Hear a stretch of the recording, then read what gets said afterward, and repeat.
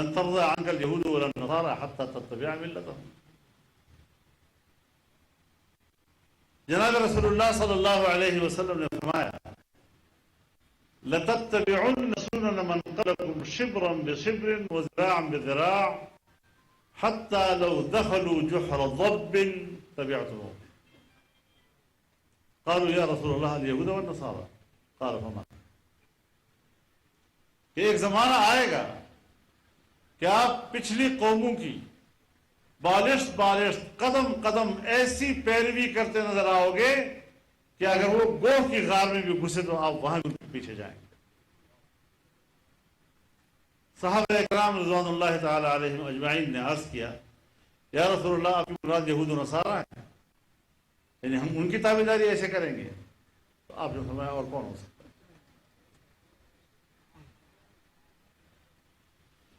حضرت مفتی صاحب رحمہ اللہ فرمایا کرتے تھے ایک بہت غور و خوض کے بعد، فرماتے تھے کہ بڑے غور و خوض کے بعد میں نے یہ سوچا کہ کون سی دنیا ہے جو مسلمان کو گمراہ کر سکتی ہے اور ان کو اپنے تابع بنا سکتی ہے. میں نے ہندو کی طرف غور کیا، میں نے کہا ان میں یہ جاذبیت نہیں ہے. میں نے سکھوں کی طرف غور کیا، میں نے کہا ان میں بھی یہ جاذبیت نہیں ہے. میں نے مسیحیوں کی طرف سوچا، میں نے کہا اس میں بھی جاذبیت نہیں ہے. سوچتے سوچتے سوچتے میرے ذہن میں آیا کہ مغرب کی تہذیب میں جاذبیت ہے، وہ مسلمانوں کو اخلاقی طور پر کھینچتی ہے اپنی طرف. تو پھر میں نے قصد کیا کہ میں ان کی اس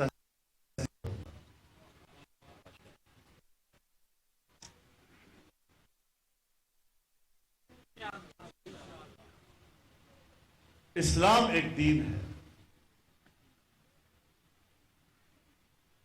جو آغاز کرتا ہے اپنے نظام کا اخلاقیات سے. قانون کا دائرہ بعد میں شروع ہوتا ہے. تمام دنیا کے نظاموں کا اول و آخر وہ قانون ہے، لیکن دین اسلام واحد دین ہے جس کا آغاز اخلاق.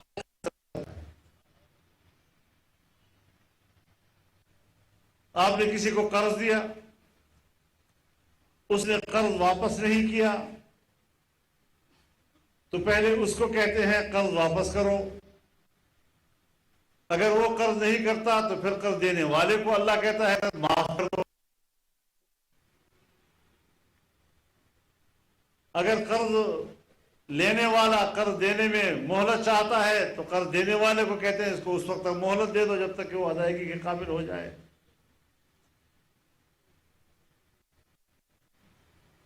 اب ایک معاف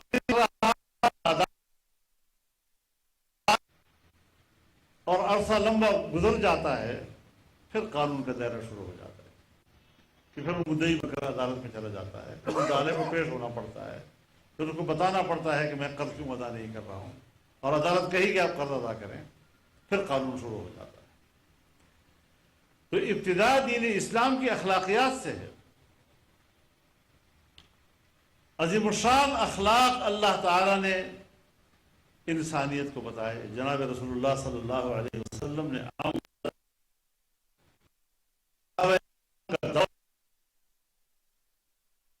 کا عمل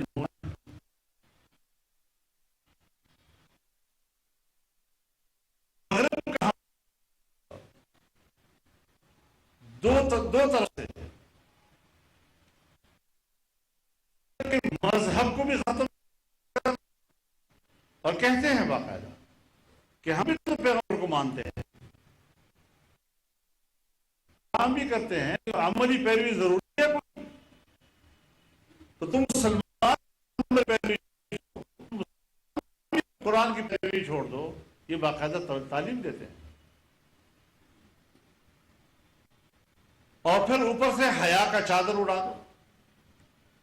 تو جس وقت انسان اندر سے مذہب سے خالی ہو جائے، اللہ سے رشتہ ٹوٹ جائے اور اوپر سے اس کی حیا کی چادر اتر جائے، بس پھر وہ قوم آسانی سے غلام بن جاتی. تو اسی ہماری تہذیب کو اور ہمارے مذہب کو نشانہ بنا کر دنیا ہمیں غلام بنانا چاہتی ہے اور ہم اس غلامی کا انکار کرتے ہیں، اس کے خلاف ہماری. لیکن زندگی میں جہاں آپ کی معاشرتی زندگی وہ مذہب اور تہذیب سے وابستہ ہے، وہاں آپ کی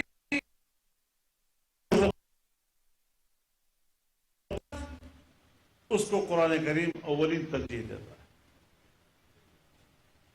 امن بنیادی چیز ہے،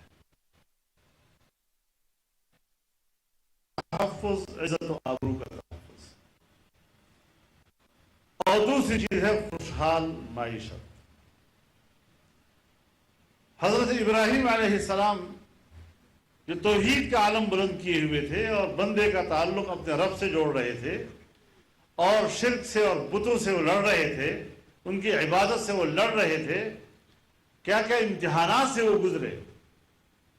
لیکن اذ ابتلی ابراہیم ربہ بکلمات فاتمہن، جو کئی جگہوں پر امتحانات سے آپ کامیاب ہو کر نکل گئے، قال انی جاعلک للناس اماما، اب میں تمہیں انسانیت کا امام بنانے والا ہوں. اور جب وہ امام بن گئے تو پھر آپ کا لب و لہجہ بھی تبدیل ہو گیا اپنی ذمہ داریوں کے احساس کے ساتھ. اذ قال ابراہیم رب اجعل هذا بلدا آمنا وارزق اهله من الثمرات من آمن منهم بالله واليوم الآخر.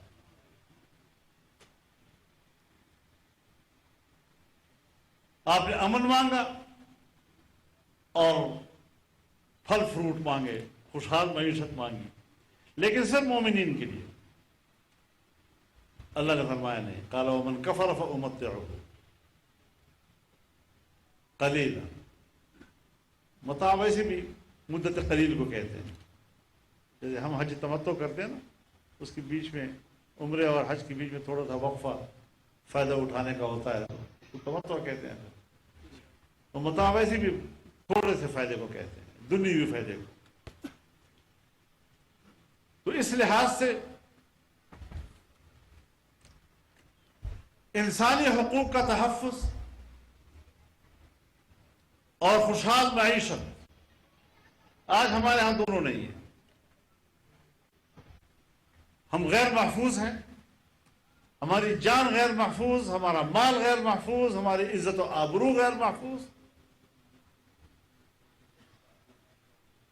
ہم بھوک افلاس کا شکار، مہنگائی ہمارے اوپر مسلط، معیشت ہماری تباہ. یہ ساری چیزوں کو ہمیں دیکھنا ہے. ضرب اللہ مثلا قریۃ کانت آمنۃ مطمئنۃ یأتیہا رزقها رغدا من کل مکان فکفرت بانعم اللہ فاذاقها اللہ لباس الجوع والخوف بما كانوا یصنعون. تو اللہ تعالیٰ نے اس آبادی کا ذکر کیا ہے کہ جہاں پر امن بھی تھا، اطمینان بھی تھا. اور اس امن اور اطمینان کا سبب کیا تھا؟ یأتیہا رزقها رغدا من کل مکان، کہ معیشت خوشحال تھی، ہر طرف سے رزق کھچ کھچ کر آ رہا تھا ان کے پاس. لیکن جب اللہ کی ان نعمتوں کا کفران کیا تو پھر آپ نے بدامنی اور بھوک کی مصیبت میں مبتلا کر دیا. تو کیا ہماری قوم کی حیثیت من حیث القوم ناشکروں کی نہیں؟ جس لا الہ الا اللہ کا نعرہ لگا کر پاکستان حاصل کیا گیا تھا، کیا ہم نے اسے وفا کی؟ پاکستان بننے کے بعد پہلی دستور ساز اسمبلی نے قرارداد مقاصد پاس کیا جس میں اللہ کی حاکمیت کو تسلیم کیا گیا، اور وہ قرارداد مقاصد آج بھی ہمارے آئین کا حصہ ہے. آئین کا آغاز وہیں سے ہوتا ہے. کیا ہم نے اس کی قدر کی؟ صرف کاغذوں میں لکھنے سے کافی ہو جاتا ہے معاملہ؟ ہم نے جو کہا کہ اسلام پاکستان کا مملکتی مذہب ہوگا، قانون سازی قرآن و سنت کے تابع ہوگی، قرآن و سنت کے خلاف کوئی قانون سازی نہیں ہوگی، کیا ہم نے اس پر عمل کیا؟ اب آپ اللہ کے کلمے کو نعرہ بلند کر کے ملک بنائیں گے اور پھر اس کلمے کے ساتھ جو حشر آپ کریں گے پھر اللہ سے آپ توقع رکھیں گے کہ وہ آپ پر نعمت نازل کرے گا؟ پھر اللہ کا اپنا نظام ہے، اس کی اپنی عادت ہے، اس کے مطابق وہ دنیا کو چلاتا ہے۔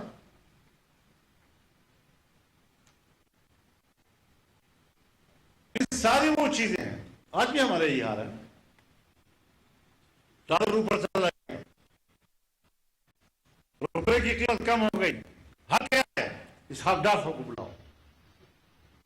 اس حقدار صاحب آ گئے، پھر بات بنی۔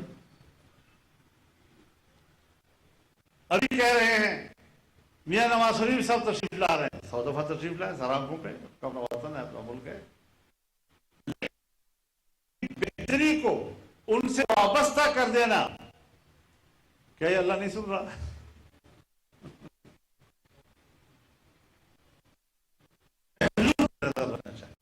اسباب لیکن ان کی توجہ بھی اگر اللہ کی طرف ہوگی، حکومت کی توجہ بھی اگر اللہ کو راضی کرنے کی طرف ہوگی، تو پھر بھی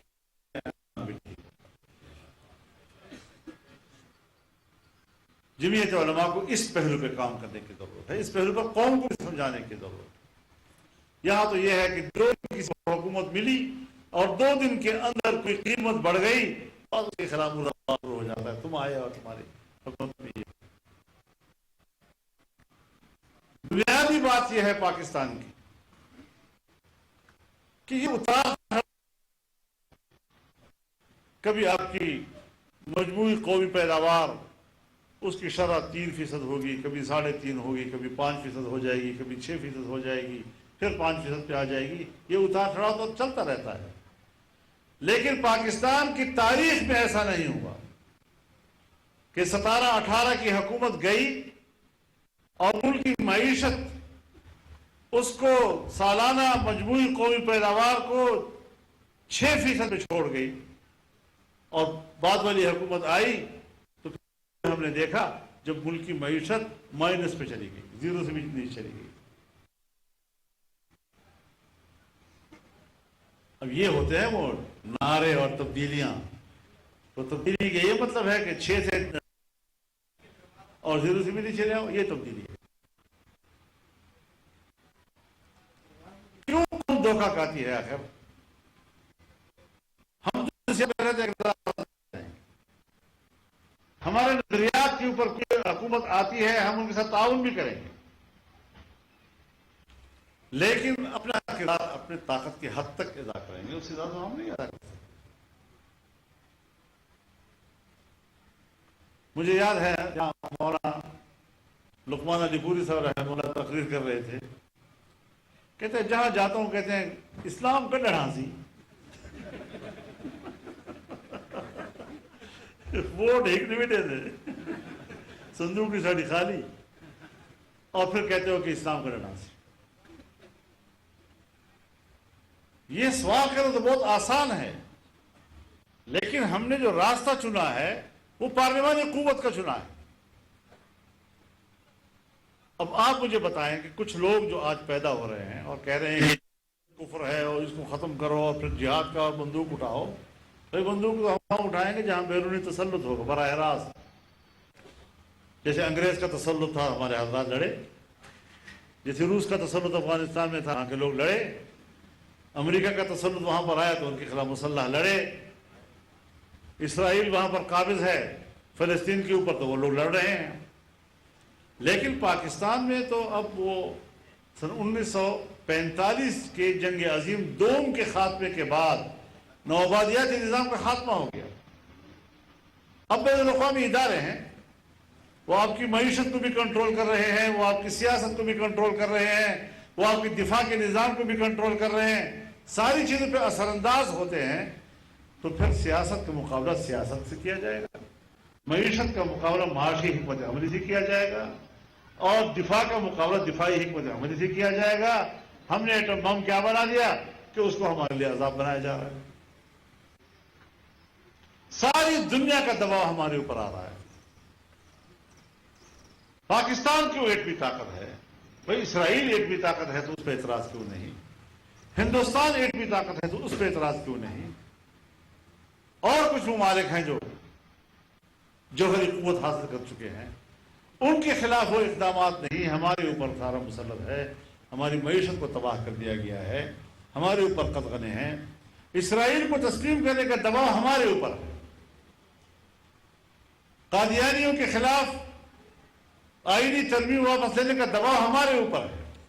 اور ابھی تازہ ایک بیان آیا تھا کہ IMF نے پاکستان کو اگلی قسط دینے کے لیے یہ شرط لگائی ہے کہ احمدیوں کے یا قادیانیوں کے جو عبادت گاہیں ہیں ان کا تحفظ ہونا چاہیے۔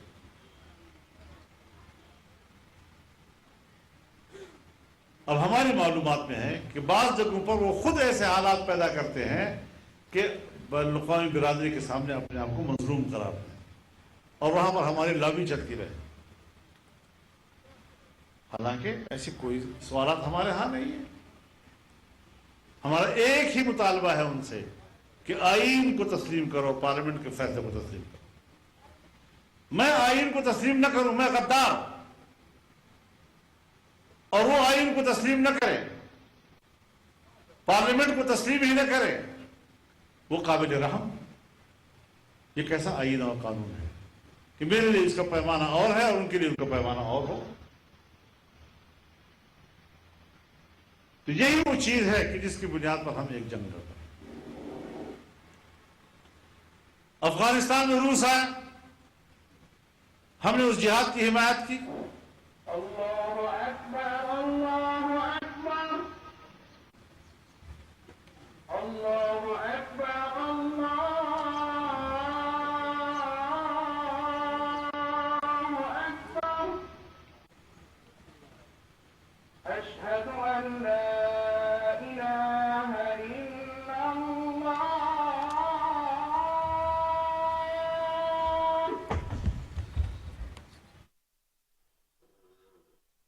JHYFA کے سربراہ مولانا فضل الرحمان ورکرز کنونشن سے خطاب کر رہے ہیں۔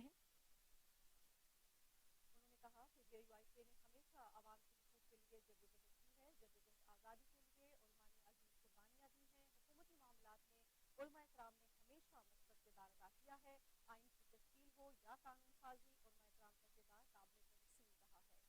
JHYFA